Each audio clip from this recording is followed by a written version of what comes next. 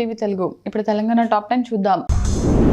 నిజామాబాద్ జిల్లా డిచ్పల్లి మండలం ధర్మారం గ్రామంలో ధాన్యం కొనుగోలు చేయాలని డిమాండ్ చేస్తూ రైతులు జాతీయ రహదారిపై బైఠాయించి రాస్తారోకో చేపట్టారు.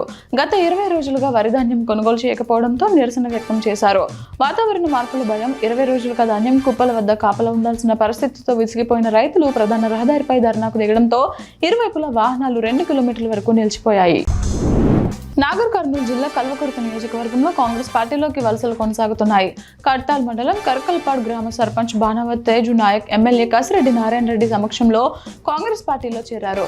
రాష్ట్రంలో కాంగ్రెస్ ప్రభుత్వం చేపడుతున్న సంక్షేమ పథకాలు, అభివృద్ధి పనులకు ఆకర్షితుడైన పార్టీలో చేరినట్లు సర్పంచ్ తేజు నాయక్ తెలిపారు. వనపర్తి జిల్లా కలెక్టర్ ఆదర్శ్ సురభి వనపర్తి మండలం చిమనగుంటపల్లి క్లస్టర్ రైతు వేదికలో ప్రజాపాలన 99 రోజుల ప్రగతి ప్రణాళిక రైతు వారోత్సవాల్లో పాల్గొన్నారు. ఈ సందర్భంగా ఆయన మాట్లాడుతూ రైతులు నేల సంరక్షణ, ఎరువుల వాడకంపై అవగాహన కలిగి ఉండాలని సూచించారు. తరచుగా మట్టి పరీక్షలు చేయించుకొని నేల ఆరోగ్యాన్ని బట్టి ఎరువుల వాడకం కొనసాగించడం కీలకమని తెలిపారు. నాగర్ కర్నూలు జిల్లా బీజుడిపల్లి మండలం ఖానాపూర్లో సోమవారం అగ్ని ప్రమాదం సంభవించింది. ప్రమాదవశాత్తు అంటుకున్న మంటల వల్ల సుమారు 15 ఎకరాల మొక్కజొన్న పంట కాలిబూడిదైందని గ్రామస్తులు తెలిపారు. అగ్నిమాపక సిబ్బంది వెంటనే స్పందించి మంటలను అదుపులోకి తెచ్చారు. ఈ ఘటనతో రైతులు తీవ్రంగా నష్టపోయారు. వేసవిలో అప్రమత్తంగా ఉండాలని సూచనలు వెలువడ్డాయి. నష్టపోయిన రైతులకు ప్రభుత్వం తక్షణ సహాయం అందించాలని గ్రామస్తులు కోరుతున్నారు. పూర్తి వివరాలు ఇంకా తెలియాల్సి ఉంది. కోదాడ పట్టణంలో కత్రం ఫౌండేషన్ కబడ్డీ లీగ్ పోటీలు అంగరంగ వైభవంగా ప్రారంభమయ్యాయి. కత్రం శ్రీకాంత్ రెడ్డి, అభిజ్ఞ దంపతుల ఆధ్వర్యంలో జరుగుతున్న ఈ పోటీలను మాజీ ఎమ్మెల్యే వేనేపల్లి చంద్రరావు, ప్రముఖ వైద్యులు జాస్తి సుబ్బారావు, మాజీ సర్పంచ్ ఎర్రనేని వెంకటరత్నం బాబు అతిథులుగా పాల్గొని ప్రారంభించారు. రంగారెడ్డి జిల్లా రాజేంద్రనగర్ నియోజకవర్గంలోని శంషాబాద్, కొత్వాల్గూడ, వట్టినగులపల్లి గ్రామాలలో 5 ప్రాంతాలలో అనుమతులు లేకుండా ఏర్పాటు చేసిన క్లస్టర్ యూనిట్లను హైడ్రా అధికారులు భారీ పోలీస్ బందోబస్తు మధ్య తొలగిస్తున్నారు.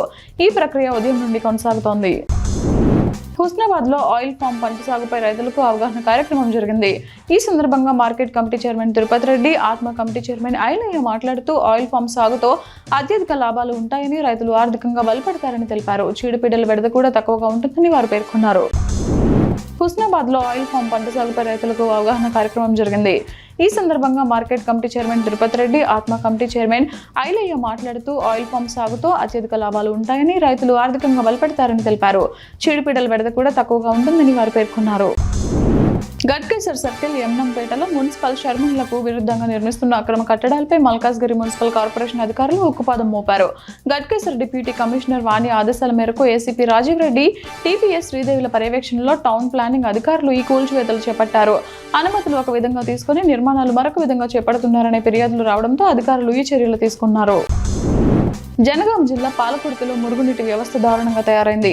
పాలకుర్తి స్టేషన్, మన్పూర్ ప్రధాన రహదారి నుంచి ఎంపీడీఓ, ఎంఆర్ఓ కార్యాలయాలు, సాంఘిక సంక్షేమ గురుకుల విద్యాలయం, సోమేశ్వరాలయానికి వెళ్లే మార్గం బురదతో నిండిపోయింది. ఈ రహదారిపై నిరంతరం మురుగునీరు ప్రవహిస్తుండటంతో వాహనదారులు రాకపోకల సమయంలో తీవ్ర ఇబ్బందులు పడుతున్నారు.